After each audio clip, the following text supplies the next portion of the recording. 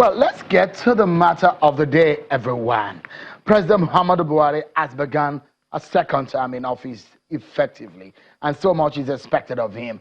His critics are not happy with his approach to the economy, even in the area of security also, but the president believes he's on the right track to bring the economy on the right trajectory and also secure the lives and properties of Nigerians. Yesterday at the Democracy Day celebration, the president made some very strong statements, like he said he will ensure 100 million Nigerians will be taken out of poverty. He also made some big statements as to what he said, that they've taken Nigeria on their path of change, and he's taking Nigeria to the next level.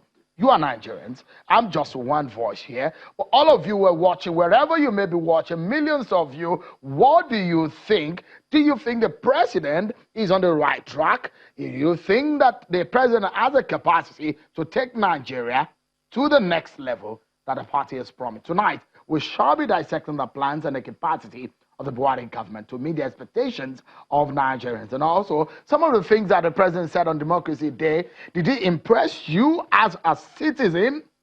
Well, I've gotten someone who has worked with former presidents and to give us an insight on what the workings in that area and what the president said and assess it. And also, we have the president's special advisor from our Abuja studio, Mr. Femi Adesina. He joins us from our Abuja studio. And we have Mr.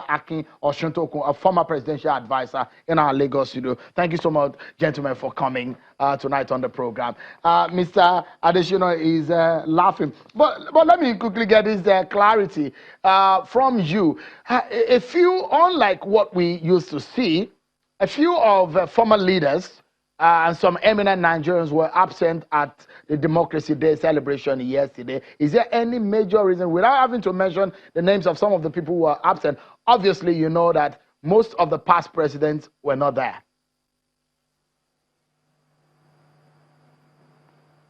Well, thank you. Good evening. I don't speak for those leaders, so I wouldn't be able to say why they were not there. They have their respective spokesmen. Those are the ones that can say why their principals were not there. Did the president invite some of these past leaders for that event? Naturally, yes. So, I mean, and the presidency did not get any signal or any reason why some of them were not. I mean, you speak for the president, you should be able to tell us what were the reasons why we didn't see some of them. No, I didn't quite get the question. What I'm saying is that because you speak for the president should have gotten a feedback why some of these past the past leaders of the country were absent at such a very significant and important event in the life of the nation. Yes, most likely the president may have got representations from them on why they were not there, but I'm not privy to it as at now. But I recall that on May 29, General Gowon was there, so he may have reasons why he was not around yesterday. And those who stayed away, some of them, well, may have their reasons. Some may feel that they are now holding the shorter end of the stick in the country and they shouldn't show their faces at such a forum. I don't know, but those who didn't come would have reasons for not coming. Okay, I mean, I don't want to stay on this because that's not the main thrust, but I'm just inquisitive and I wanted to know, since 1999, we just have few presidents. Former President Olusegun Obasanjo was absent. Former President Goodluck Jonathan was absent. I'm not certain if former military leader Abdulsalami Abubakar was also there. He was the military head of state before the election of 1998-1999. Does this speak well? I mean, that's just a question that will be running in the minds of a lot of Nigerians.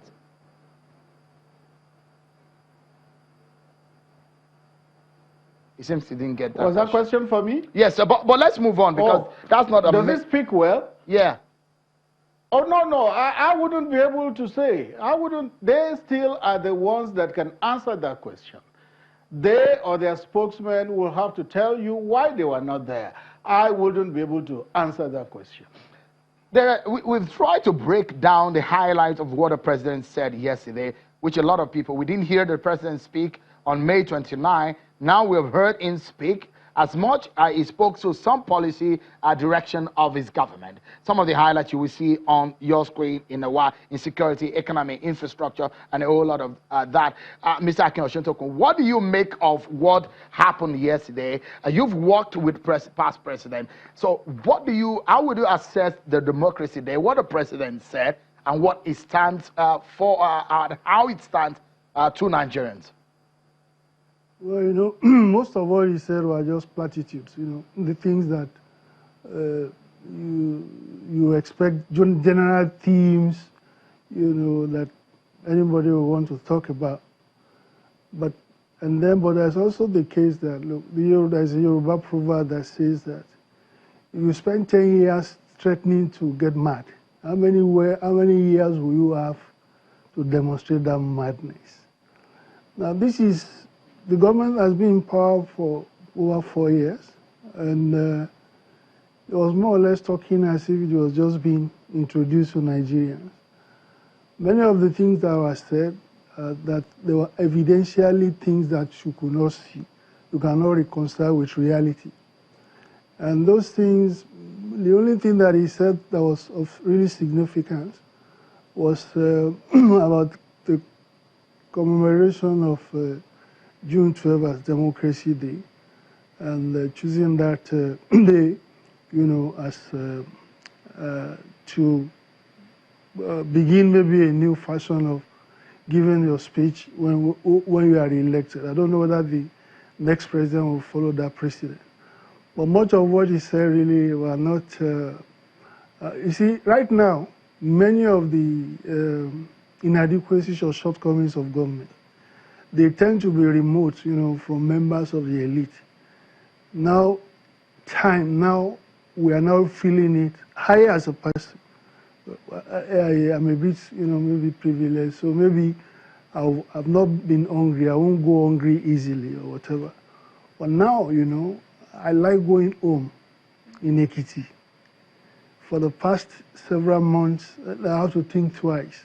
Right. Now, so let me pause you for a moment. Sorry, apologies. Because we need to take a break. When we come back, the president said a lot of things. He made promises. The party made promises.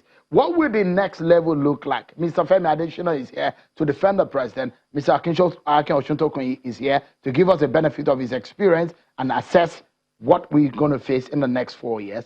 That's going to be next, everyone. Jonathan. Welcome back, everyone. Let's get back quickly to the conversation. Mr. Akin Osuntokun, former presidential advisor, and Mr. Femi Adesina, President Muhammadu Buhari's media advisor, on the program tonight. We're looking at the next 4 years, the second shot in the office for President Muhammadu Buhari. It's promised that the next level will take Nigerians higher.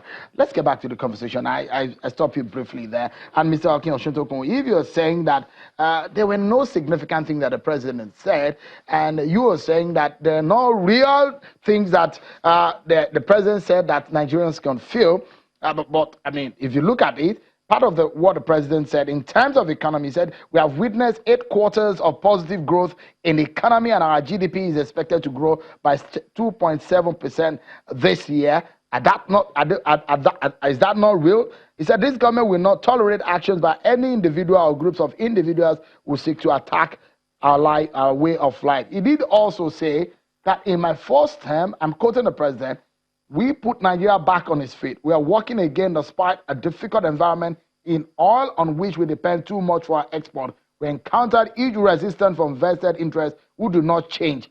But change has come. We now must move to the next level. He also promised to take 100 million of Nigerians out of poverty in 10 years. How significant does that come? That was what he said. If money shows the day, do you think that that's a realistic statement from this president or this government? From his record in office, will you take that as a realistic statement? Look, I'm not an economist, but I watched an economist on your program on channels yesterday named Atedo Peterside. He said when you speak about GDP growth rate at 2.7 or whatever it is, Now you have to take into consideration population growth. The population growth of Nigeria is above 3%. If that is the trend that keeps going, he said, and I'm quoting, Nigeria probably in the next quarter will relapse into recession. That was an expert speaking, not me. I mean, of course, I confess my own modest, understanding of economy. That's far as a general appraiser of the economy goes. In terms of moving 100 million, that sounds like a rostrum. Why not say before the end of the year, or within the next 1 year, I will move so. And you will give how you intend to do so. You give us, let it be measurable. Give us timelines and what we can use to measure it. As the Nigerian Bureau of Statistics, the Nigerian Bureau of Statistics has hardly given this government, in spite of the fact that it's a governmental agency. So you don't expect this kind of generalization. That is a statement meant for when it was inaugurated in 2015.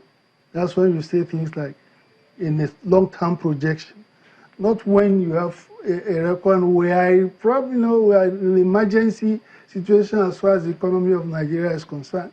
So you are not inspired by whatever the president said yesterday? Look, it's not me. It's immaterial for whether I'm inspired or not. Look at the record of office. I deal with reality, right? So it's not a matter of words. To me, this doesn't matter. But how would you assess the 4 years of President Buhari in office? Well, I've given enough assessment of I mean, if you on the scale of 1 to 10, how would you assess it? Look. 1 being the lowest, 10 being the highest. Listen. Wait. Look, I'm a partisan. I'm a critic of this government. I'm not impressed by what he did, and I'm sure that many people are not. And look. Even the thing that he was doing yesterday, this June 12th thing, the same criticism that Professor Wole Soyinka leveled the day the thing was muted, this contradiction between what you say and reality. You say you were identified with June 12th. That was Professor Soyinka saying that. You cannot at the same time be saying your role model is Abacha or something. Now look at this time now. What June 12th means realistically for all of us is inclusion, national inclusion. You have on the same day or a day before, in which you have the 3 heads of the organs of government coming from what you know as a core north. You have the vice president and speaker coming from the southwest. Is that your own sense of inclusion? All right. If you are called upon as a president to respond to this situation we find ourselves in Nigeria today with a policy of inclusiveness, is that what you will do? All right. Let me allow Mr. Adesina to respond to some of your concerns. Mr. Adesina, these are some of the concerns of not only critics and some of the section of the country against your government, perhaps the fear towards the economy. Yes, it is said that when some people eat sour grapes, their teeth are set on edge. Aki is somebody that has been fed with sour grapes because his political tendencies, political inclination was given a drubbing. So you don't expect anything positive from him. Is it your question about me? The times in which we are, you see the government you are dealing with? For cynicism and skepticism for the sake of the country. It calls for hope. Is your question about me? Positive thinking. Mr. Adesina. When you have a negative mind. Mr. Adesina, it's about, I mean, the question I asked was about the confidence of Nigeria and the non-confidence that they have about the handling of this government of the economy. There are some of the economists who fear that we might be going back to a recession. How would you react to that? Well, you know that if anybody wants to be negative-minded, he can be. But that person will be there. He will see that economy growing, and he will see that Nigeria will not return to recession. With due respect to Atedo Peterside that Aki quoted, brilliant economist, a good banker, but we know his political tendency. In the last administration, the Jonathan administration, we knew where he positioned. And since then, we know what he has always said. It's clearly political. That's economics mixed with politics. And we know that those who are neutral I saw Bismarck Rewani on this program yesterday. Why didn't Aki quote what Bismarck Rewani said? Because it was on the positive side. Nigerians have spoken. They have re-elected a president. 14 million to 11 million votes. What else do you want them to say? They have spoken and spoken clearly. Because, Mr. Adesina, if there is one thing you think the thrust of your next level agenda is, because a lot of the critics are, what the critics are saying is that they don't have a clarity on what this next level is all about. What would be the spine in one statement? What is the spine of your next level agenda? Thank you. Every country must have critics. In fact, woe betide the country that does not have critics, because they will all sleep and put their heads in the same direction, and there will be nobody to point out corrections. But when you have critics who choose to be willfully blind and deaf to everything, they are no longer critics. They have become virulent. Is it, Mr. Adesina, is it security or the economy? What exactly is the spine of the next level agenda? There is a next level manual, and Shehu, I expect you to know the content of that manual, because it was presented before the elections. And what is the content of that manual? The next level is going to be a level of jobs creation. The president couldn't have said 10 million people will be taken out of poverty, 100 million people will be taken out of poverty in 10 years without a blueprint. There's a blueprint for jobs creation. If you look at the next level manual, it says this new term is a term for jobs creation. It says it's a term for infrastructure. It's a term for inclusive governance. It's a term for creating what is called a people money bank to take care of those at the bottom rung of the ladder. It's a term for creating the entrepreneurs bank. There are so many things in that manual. We need to go now. You are still asking what the thrust is. It's not me. It's I'm asking on behalf of Nigerians. Just in 1 second or 2 seconds, your final word. Well, you know, look, this government's tenure, as far as I know, according to the Constitution of Nigeria, expires in 4 years' time. So it is in the first place fraudulent. They're talking about 10 years' time, unless they are planning a life presidency that we don't know about. So, so it's inherently, what he's saying is inherently contradiction. Okay. Yeah. We must leave it at that. Thank you so much, Mr. Femi Adesina, for talking to us. We'll be hearing more from you, because the ideas need to be propagated to Nigerians to inspire hope. Thank you so much also, Mr. Osuntokun, for talking to us. Well, that's our show for tonight, everyone. Many thanks for watching. I'm Sean Okimale. Bye-bye.